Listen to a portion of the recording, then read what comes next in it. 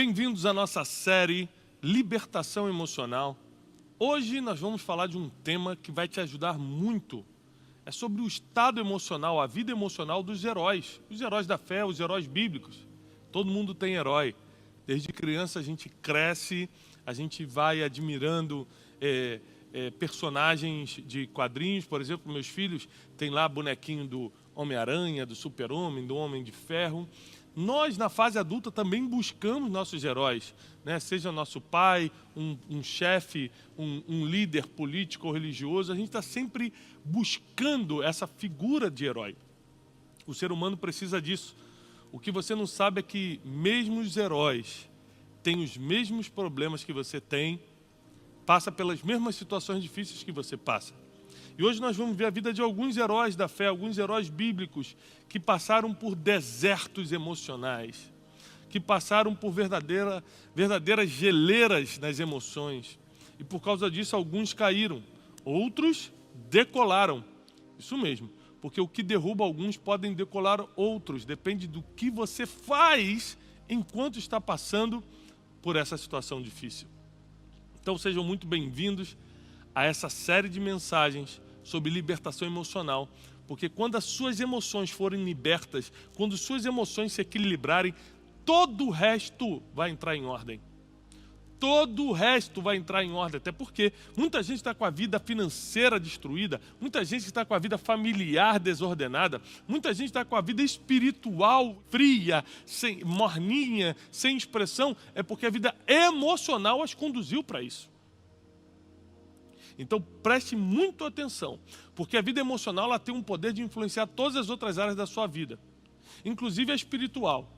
Nós vamos em breve, numa dessas mensagens, te ensinar que quando as suas emoções estão fora do lugar, você é facilmente levado a erros e pecados. Hoje de manhã eu estava conversando com um rapaz da nossa equipe falando sobre isso. Por exemplo, a glutonaria. É um pecado, não é um crime, mas é um pecado, né? E por que a pessoa vira um glutão? Geralmente teve algum problema na infância, como a ausência, a abstinência de comida, pela extrema pobreza ou qualquer outra conduta dos pais, como por exemplo, você não pode comer isso, você não pode comer aquilo. Quando ele pode, ele come tudo. E, ou seja, uma ferida emocional gerou um pecado. Mas isso também você pode levar para várias outras áreas da vida, como condutas perturbadoras na vida sexual na fase adulta, que às vezes foram implementadas por um abuso na infância. Eu quero ressaltar isso aqui, a vida emocional altera todas as outras áreas da sua vida. E com os heróis bíblicos não foi diferente. Assim que abra seu coração para o que está por vir, porque você vai aprender muito hoje. Jonas, capítulo 4, livro do profeta Jonas, capítulo 4. A partir do versículo 3 diz assim, olha o que o profeta Jonas fala para Deus. Agora, Senhor, tira a minha vida. Ele pede para morrer. Eu imploro, porque para mim é melhor morrer do que viver. Eu não sei se você já pediu a morte alguma vez, já tentou suicídio num auge da negatividade emocional, do desespero, mas muitos heróis bíblicos pediram a morte. Jonas não foi o único. Elias pediu, Jó pediu, amaldiçoou o dia em que nasceu. Saiba que grandes homens, grandes mulheres, heróis da fé, heróis bíblicos, aprovados pelo Senhor, desejaram não ter nascido ou desejaram morrer. Eu não estou aprovando esse sentimento, mas eu estou dizendo que é possível você passar por cima disso. Porque Jonas entrou na história como um profeta, Elias entrou na história como um profeta, Jó entrou na história como um homem que superou dores insuportáveis, mas eles entraram na história porque sobreviveram a esses sentimentos negativos. Não é passar pelos sentimentos negativos que te aprova diante de Deus ou diante dos homens, e sim sobreviver a isso, passar por isso, vencer isso. Agora presta atenção nisso aqui. Depois de pedir a morte no versículo 3, o próprio Deus começa a conversar com Jonas e diz o seguinte, respondeu-lhe o Senhor, tem alguma razão para toda essa ira, para toda essa fúria? Jonas saiu, assentou-se no lugar a leste da cidade, construiu para si um abrigo, sentou-se à sua sombra e esperou para ver o que aconteceria com aquela cidade de Nínive, que ele tinha acabado de pregar. Então o Senhor fez crescer uma planta sobre Jonas, para dar sombra à sua cabeça e livrá-lo do calor. E isso deixou extremamente feliz Jonas. Jonas ficou extremamente feliz. Lembrando que um versículo antes ele queria morrer. Um versículo depois ele está extremamente feliz. Num versículo ele quer a morte, no outro versículo ele está extremamente feliz. Bipolaridade. Um dia você está muito feliz, um dia você está muito triste. Um dia você fala bem com os outros, outro dia você quer bater em todo mundo. A bipolaridade está clara aqui. Ou seja, Jonas não só era depressivo, como você pode ver em todo o livro de Jonas, mas também era bipolar e ainda assim cumpriu o seu propósito. Presta atenção. Os seus sentimentos negativos, se forem colocados diante de Deus, e é claro, hoje em dia nós temos recursos humanos como a terapia para cuidar, não impedirão o cumprimento do seu propósito. O problema é quando você finge que seus problemas emocionais não existem. O problema é quando você não reconhece que a depressão está aí, que a ansiedade está te consumindo, que a insônia já não te deixa deitar e dormir em paz. Quando o pânico, o medo excessivo, a angústia profunda, a amargura, a falta de perdão está dentro de você e você finge que não está. Homens e mulheres de Deus passaram por isso, mas sobreviveram. Agora, o que você não sabe é que dias antes, ou meses antes, tempos antes de Jonas estar demonstrando publicamente essa bipolaridade, essa depressão, ele, assim como nós estamos hoje em 2020, ele estava no isolamento. Você pode estar 3 meses de isolamento, mas você está dentro de casa. Jonas ficou só 3 dias, mas dentro da barriga de um grande peixe. Você prefere ficar 3 meses em isolamento, em quarentena, mas em casa, onde você come, dá comida da sua geladeira, conversa com seus parentes, tem acesso à internet, vê sua Netflix, pode orar trancado no seu quarto, ler a Bíblia ou um livro didático que você esteja lendo? Ou você prefere ficar só 3 dias, mas dentro da barriga de um grande peixe você não sabe se vai sair, você não sabe se vai ser tragado, você não sabe se um dia ele vai te jogar para fora ou não? Porque um dos maiores e piores sentimentos negativos que o ser humano pode ter é a incerteza desesperadora do futuro. É quando você não tem a mínima ideia do que vai acontecer agora. É quando você já perdeu a fé se essa situação vai acabar ou não. Uma mulher grávida carrega um outro ser dentro de si e é uma situação bem complicada. A gente passou por 4 gravidezes em casa. Temos 4 filhos, Janine e eu. Mas nas 4 gravidezes a gente tinha certeza que o máximo que aquilo ia durar eram 9 meses. Mas tem situações que nem são problemas, porque a gravidez não é um problema, é uma dificuldade, uma mudança de rotina, mas não é um problema. Mas tem pessoas que mesmo que não estejam em problemas, estejam só em dificuldades ou uma mudança de rotina, quando não sabe quando isso vai acabar, entram em desespero e criam um problema. Então a incerteza do futuro é algo muito desesperador. E a gente vê isso na história de um outro herói bíblico, que também teve suas emoções alteradas, Noé. O que leva um homem beber até cair, como Noé fez? Bebeu da sua própria vinha até cair. O que conduziu? Uma vida emocional saudável ou uma vida emocional desequilibrada? O que leva uma pessoa a uma bebedice dessa? Agora, dias antes, meses antes, tempos antes, onde ele estava no isolamento também. Que as pessoas acham que foi 40 dias e 40 noites. Não, 40 dias e 40 noites foi o tempo que choveu sobre a terra. Alguns teólogos arriscam dizer que o tempo total da arca, de ficar entre o dia que Noé entrou e o dia que ele saiu, foram 371 dias, mais de um ano. Que sejam, como alguns falam, não, foi só 150 dias. Que seja. Imagina como fica o estado emocional de uma pessoa de estar trancafiada, sem poder olhar pela janela, porque a chuva caía em forma de tempestade também. 150 dias, ou 371 dias, que fosse os 40 dias de chuva. Isso cria um distúrbio, um desequilíbrio emocional. Qual é a diferença de Jonas e Noé e outros personagens bíblicos, heróis que nós vamos analisar hoje aqui? É que Jonas estava sozinho, Noé estava acompanhado. É isso mesmo. Isolamento não quer dizer solidão. Não é porque você está isolado que você precisa estar solitário. Porque o que traz uma negatividade nas suas emoções, não é o isolamento, é a solidão. Presta atenção, a lagarta, a única chance da lagarta virar borboleta, deixar de ser aquele bichinho que se arrasta pelo chão, que ninguém quer levar para casa, para aquele outro bicho que voa, que é admirado, que é pintado nos quadros, é o isolamento do casulo, não tem outra opção.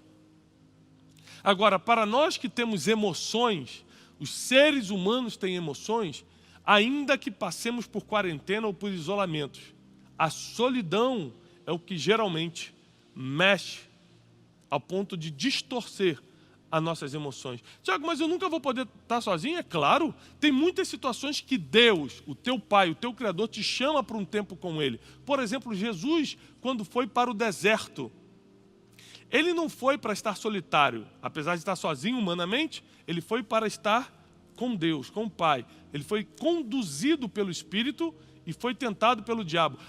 Repare isso aqui, ó. A única vez que o adversário, a única vez que o inimigo das nossas almas, a única vez que Satanás se achegou a Jesus, ele estava sozinho. Porque é quando você está sozinho que os piores pensamentos vêm. É na solidão que você faz coisas que jamais faria em público. Vamos falar de Judas Iscariotes, uma grande figura bíblica que veio atrair Jesus Cristo.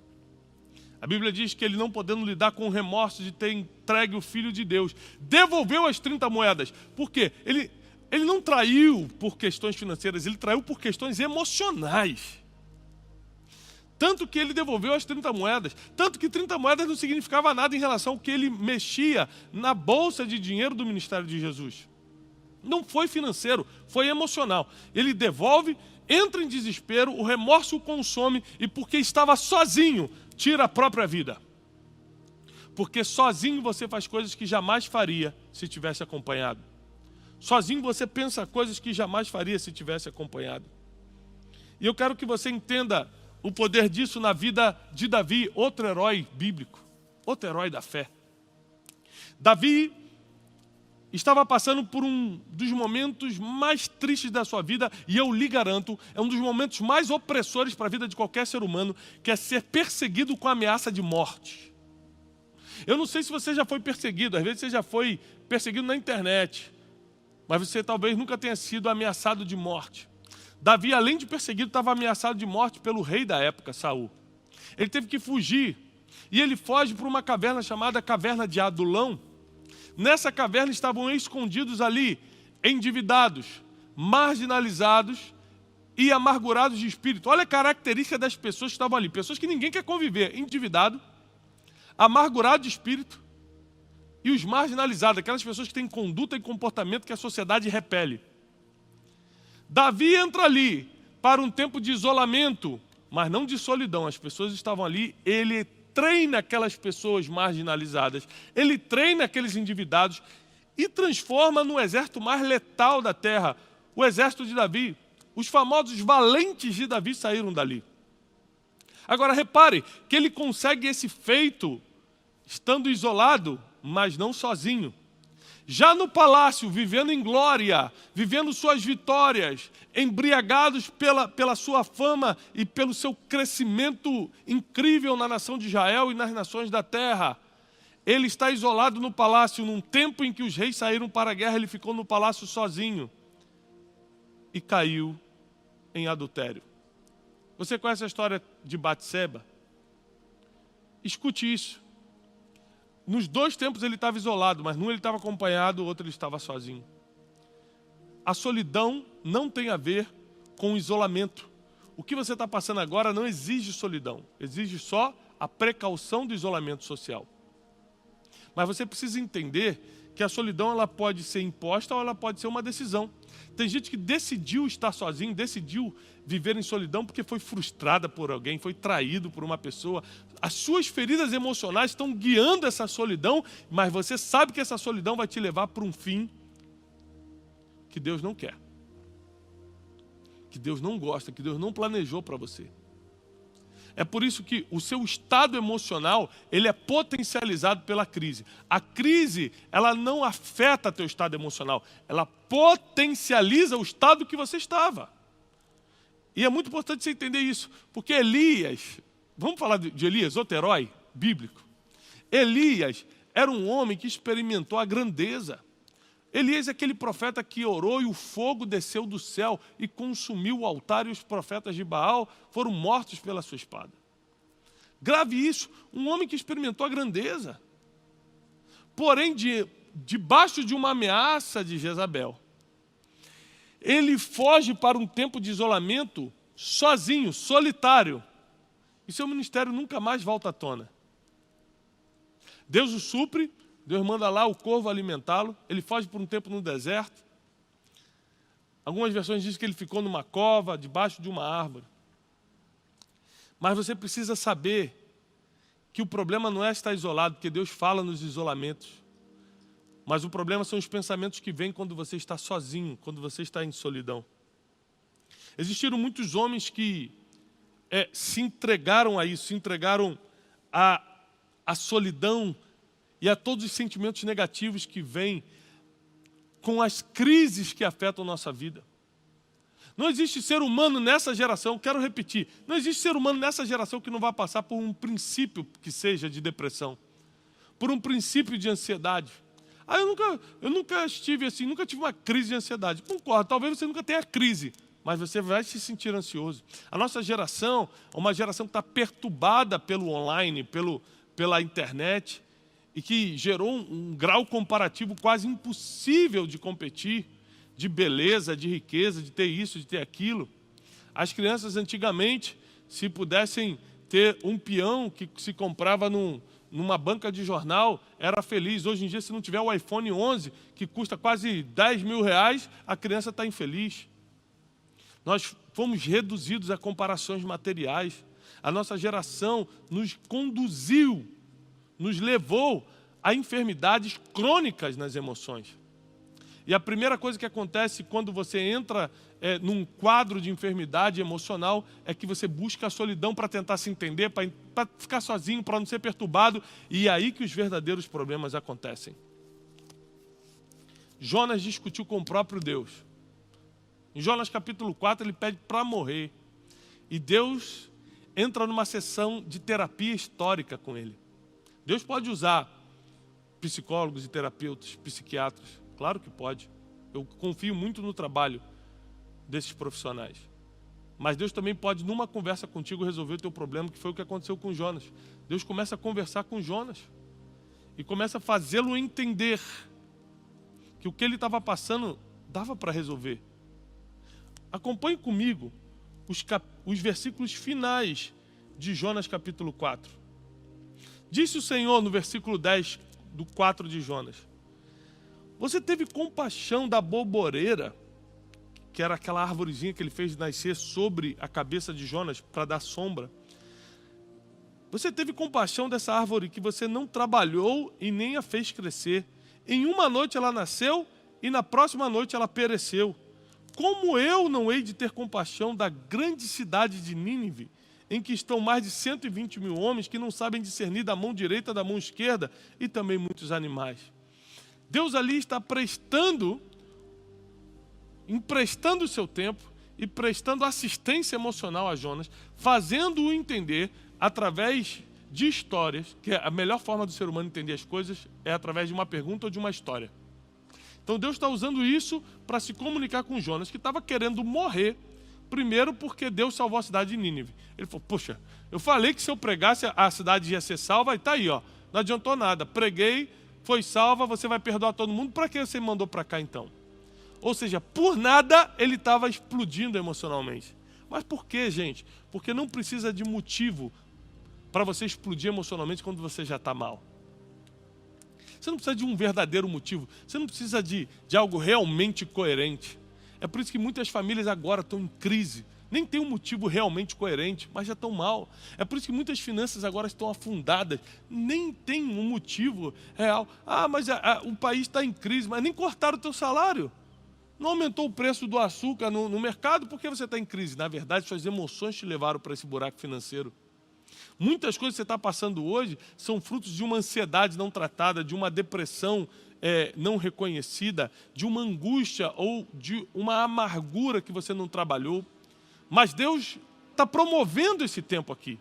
essa série Libertação Emocional, onde nós vamos estudar sobre ansiedade, nós vamos estudar sobre nossas confusões mentais, sobre essa incerteza neurótica do futuro que nos traz aborrecimentos e sérios problemas nessa área emocional. Mas aprenda com os heróis bíblicos, aprenda com esses homens. Todos eles, apesar de toda essa dificuldade, gente que discutiu com Deus, bateu boca com Deus, Jonas bateu boca com Deus. Moisés não fugiu acusado de ser um criminoso, ele era um criminoso. Ele não fugiu acusado de matar alguém, ele matou o egípcio. Fugiu, ficou numa quarentena de 40 anos, ficou no isolamento em Midian, longe do seu propósito. Por quê? Porque quando ele mata aquele egípcio, ele estava sozinho. Sozinho você faz coisas que jamais faria em público. Estar isolado não é estar solitário. E nessa mensagem de hoje eu quero consolar teu coração. Deus tem um projeto para você. Deus tem um projeto na tua vida. E as suas emoções precisam estar em ordem para avançar esse projeto. Essa trilha que você ainda tem para percorrer nessa terra. Não importa o estado que você está hoje. Eu quero te dar 2 conselhos que podem solucionar agora seu estado emocional. Primeiro, oração. Não pare de orar. A Bíblia diz que Elias era um homem sujeito às mesmas paixões que nós e orava sem cessar. Não pare de orar. Elias entrou na história não porque ficou depressivo com medo da angústia e se escondeu de Jezabel, mas porque venceu tudo isso. Moisés entrou para a história porque venceu tudo isso.